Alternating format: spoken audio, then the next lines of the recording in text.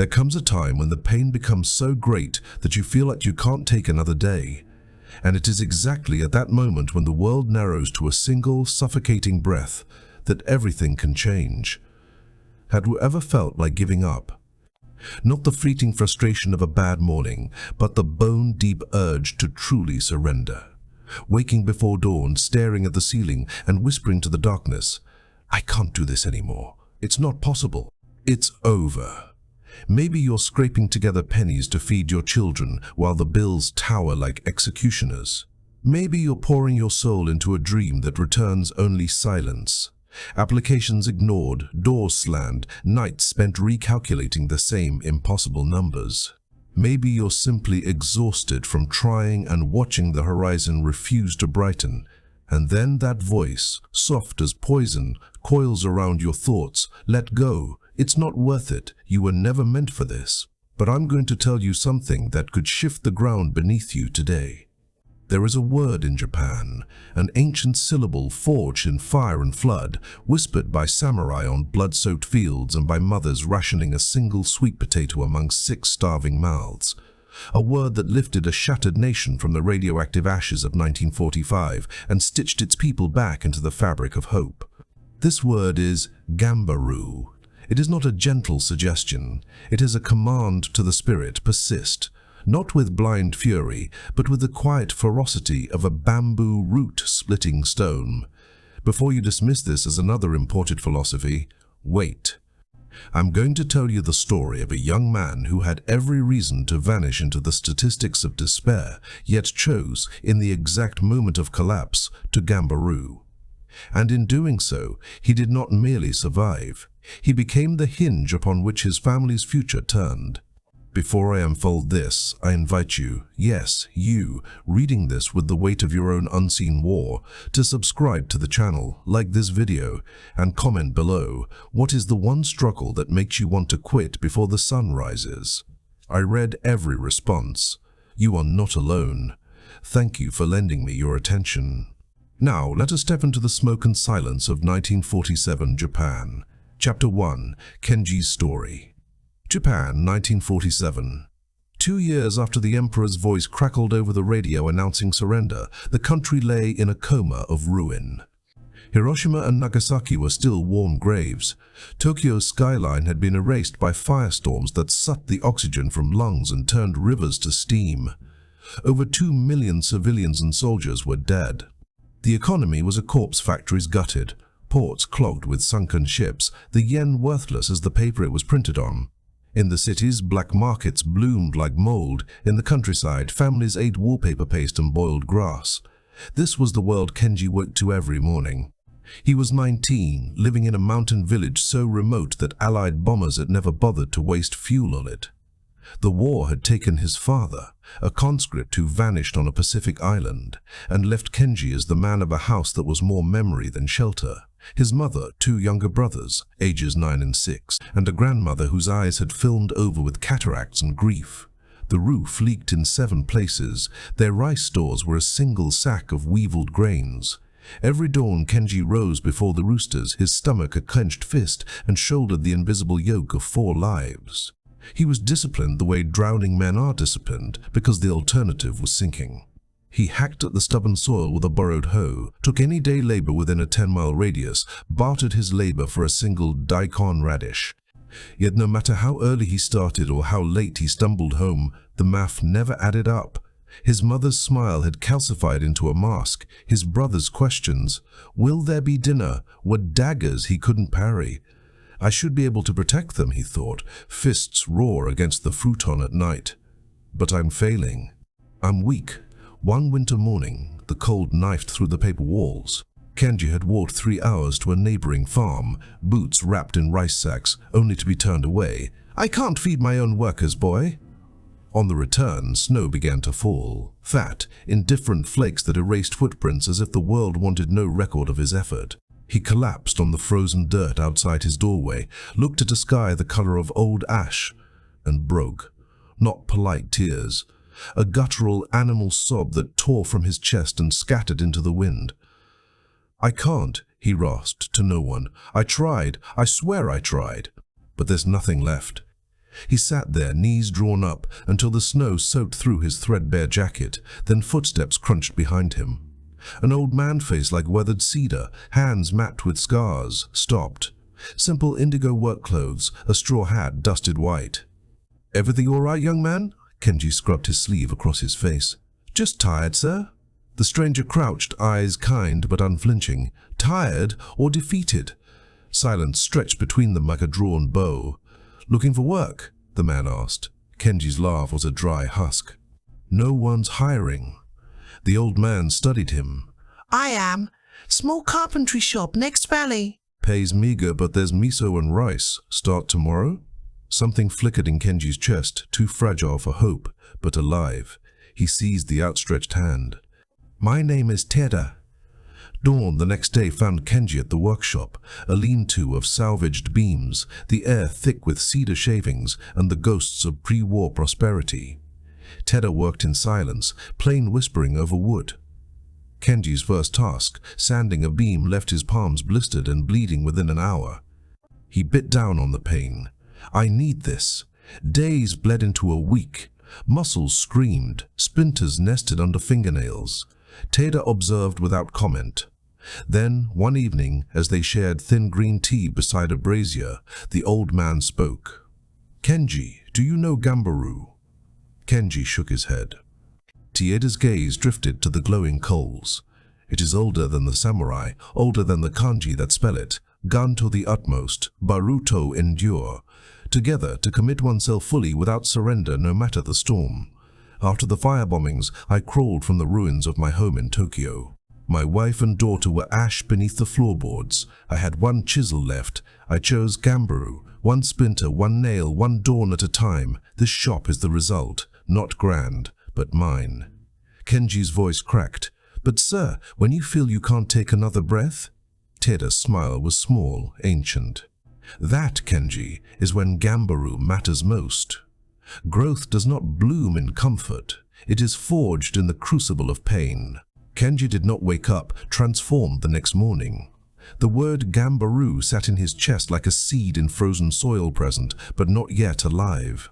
The routine was brutal. Rise at 4, trudge through black frost to the workshop, sand until his shoulders locked, plane until his wrists trembled, sweep shavings while the wind howled through the cracks. Some nights he limped home with a single dried fish for 5 mouths, and his brothers still went to bed hungry. There were mornings when the ache in his hands felt like a personal betrayal, when the sky pressed so low he could taste the iron of despair. On those days he muttered Gambaru like a prayer he didn't yet believe, because the alternative was to lie down in the snow and never rise. But something was shifting beneath the surface. The blisters burst, scabbed and hardened into calluses, tough amber shields that no longer bled. His strokes with the chisel grew surer. The wood began to speak to him in the language of grain and knot. Teda noticed.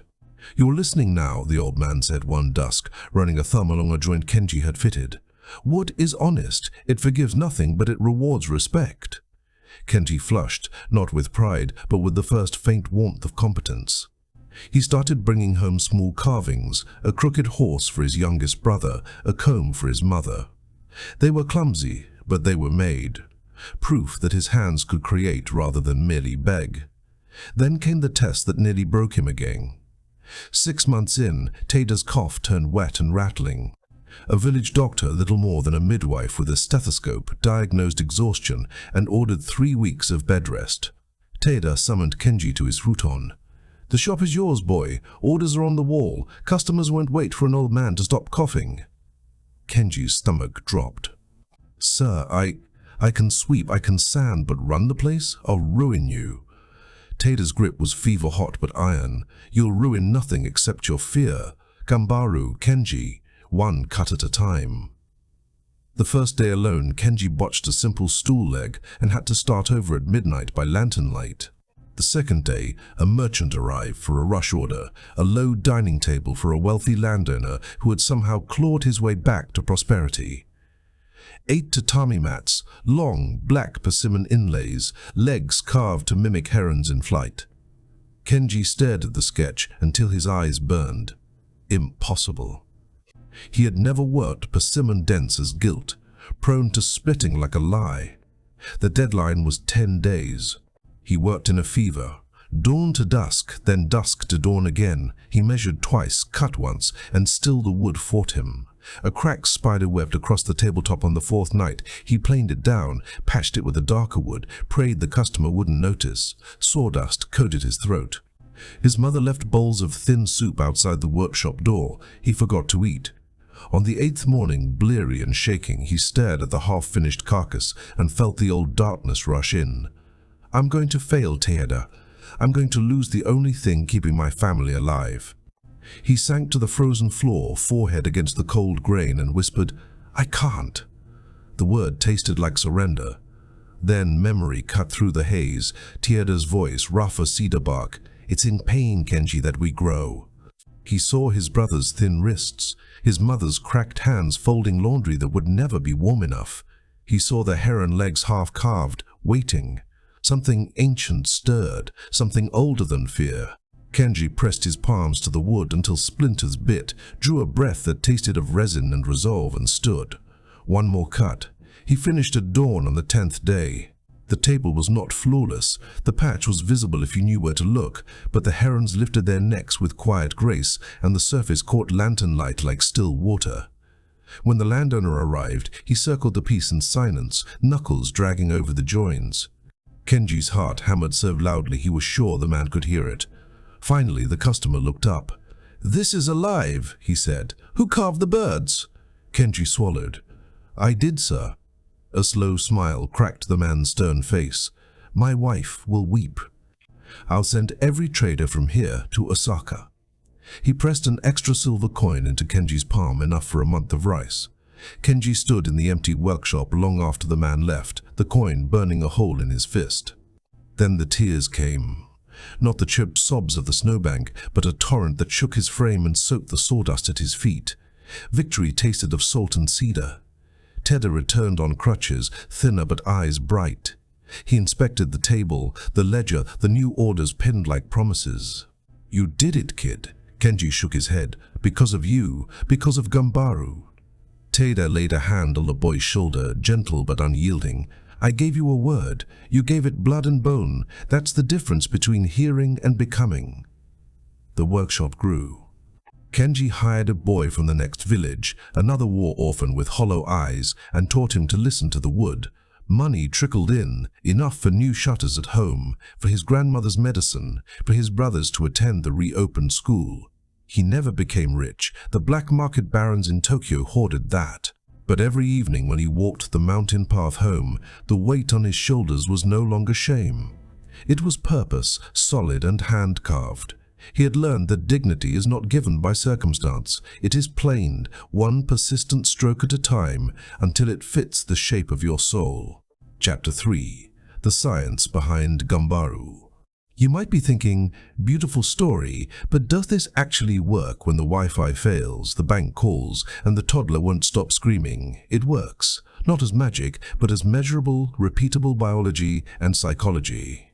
Carol Dweck's decades at Stanford mapped it. People who believe abilities are carved, not gifted, develop a growth mindset. They don't just survive setbacks, they metabolize them. Brain scans back it up.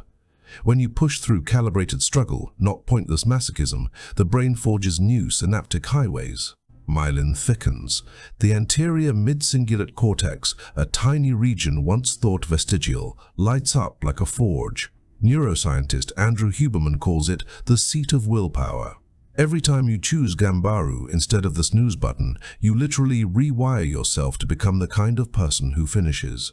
But here's the razor's edge. Persistence without adaptation is just concussion.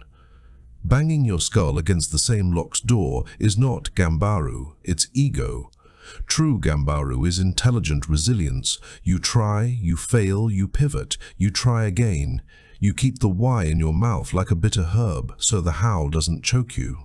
Kenji didn't keep cutting cracked persimmon the same way. He patched, he learned, he grew. The samurai had a phrase for it: mushi no shin, mind without mind. Why? Act, observe, adjust, repeat. Modern startups call it iteration. Same river, different name. Chapter 4. Your Gambaru Moment. Close your eyes for 3 seconds. Feel the exact weight that woke you at 3 a.m. last night. The unpaid invoice, the diagnosis, the child who stopped calling, the dream that now feels like a joke you told too loudly. That weight is not your enemy. It is the raw lumber of your table.